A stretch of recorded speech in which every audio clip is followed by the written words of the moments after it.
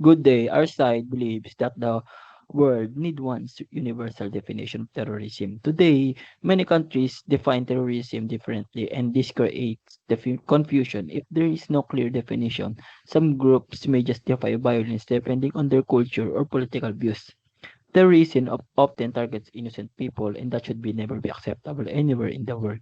Having one definition will help countries cooperate, create stronger international laws, and improve global security. Good day. But our side believes that creating one universal definition of terrorism is not simple because cultures, history, and political situations are different.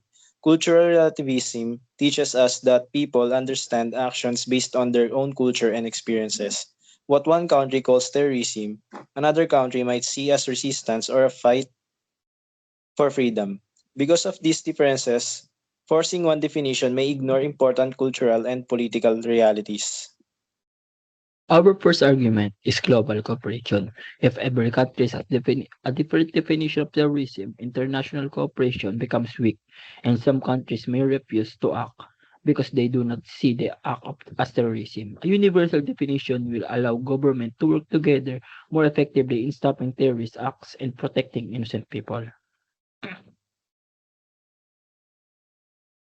Our first argument is cultural and historical context. Different societies have different stories of conflicts and struggle. For example, same group fighting against operations were once called terrorists but later becomes recognized as freedom fighters. Because of this, labeling all groups under one differentiation may be unfair and oversimplified.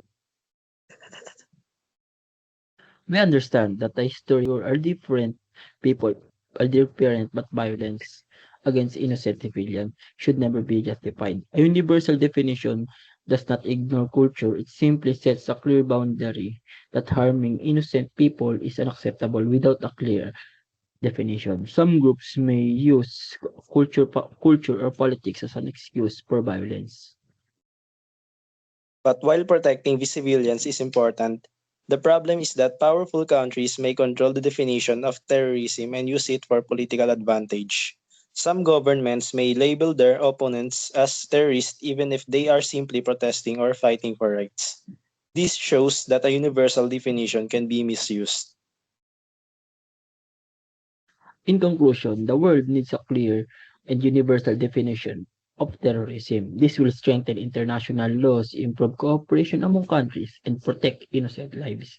Cultural differences are important, but violence against civilians should never be accepted anywhere. In conclusion, while fighting terrorism is important, cultural evolution reminds us that different societies understood conflict definitely create one universal definition may ignore those differences and may even use politically. Instead, countries should focus on dialogue, understanding, and cooperation. And that is all. Thank you.